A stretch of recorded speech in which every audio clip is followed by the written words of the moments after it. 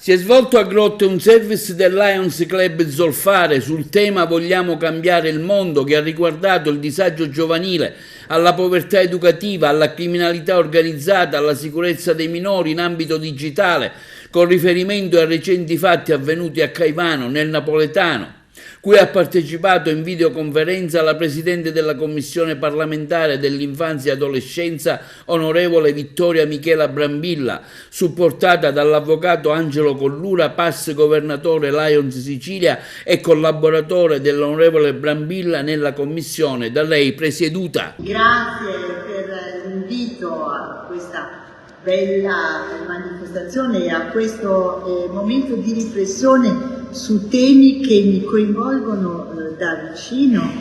e che coinvolgono in realtà tutto il Paese. Io sono felice di cominciare proprio da Grotte,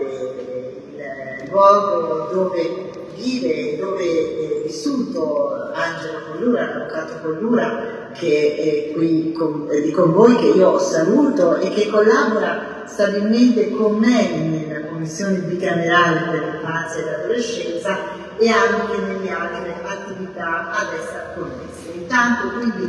grazie per darmi la possibilità di cominciare proprio da Grotte con la serie di incontri che intendo portare alle storie, anche per dare meglio corso a quelle che sono le attività che la nostra Commissione deve portare avanti. Si tratta di un organismo nato nel 1997, composto da deputati e senatori, che ha lo scopo di indagare per conto del Parlamento su quelli che sono temi importanti che riguardano i ragazzi da 0 a 18 anni, quindi infanzia e adolescenza proprio in questo senso. Il vostro titolo, il titolo che avete dato all'evento di questa sera, si addice perfettamente a quello che noi facciamo, di cui vogliamo parlare, perché sono i giovani il futuro, sono i giovani il domani, ma di loro bisogna occuparsi veramente concretamente, non solo a parole e non solo ricordandosene nelle campagne elettorali, come purtroppo spesso capita. Noi abbiamo già deliberato 5 indagini conoscitive che credo potranno essere di interesse anche per il vostro territorio.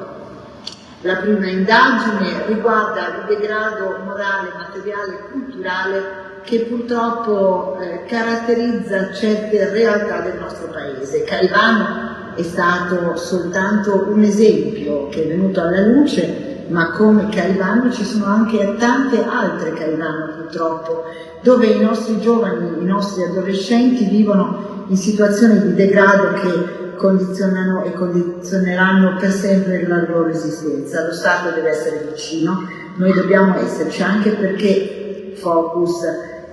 di questa nostra indagine sarà poi il tema dell'abuso di sostanze stupefacenti che purtroppo arrivano ai nostri ragazzi in età sempre più giovane, l'abuso di alcol, un altro tema importante che preoccupa, e la violenza che sono in grado questi ragazzi di mettere in campo anche e soprattutto nei confronti dei più indifesi, che vale a dire sono anche gli animali. Ecco, questa sarà la prima delle nostre indagini conoscitive. Parallelamente ci saranno le altre, una dedicata all'alimentazione, perché i nostri giovani devono avere la corretta alimentazione, deve essere garantita loro sotto tutti gli aspetti per il loro benessere psicofisico. Ma di cosa si tratta lo vedremo in particolare nella nostra indagine. Una terza indagine invece riguarda tutti quelli che sono purtroppo i problemi neuropsichiatrici che affliggono i nostri giovani, dai disturbi dell'alimentazione alla depressione, all'autolesionismo, fino alla forma più grave, quella del suicidio. E noi oggi abbiamo un tasso di tentati suicidi negli adolescenti veramente preoccupante, il 90% di essi sono ragazze. E poi la quarta indagine è legata alle disabilità fisiche e motorie, perché non deve esserci più una disparità nel paese tra i trattamenti, tra gli accessi alle cure e tra quello che è il modo con cui le nostre aziende sanitarie locali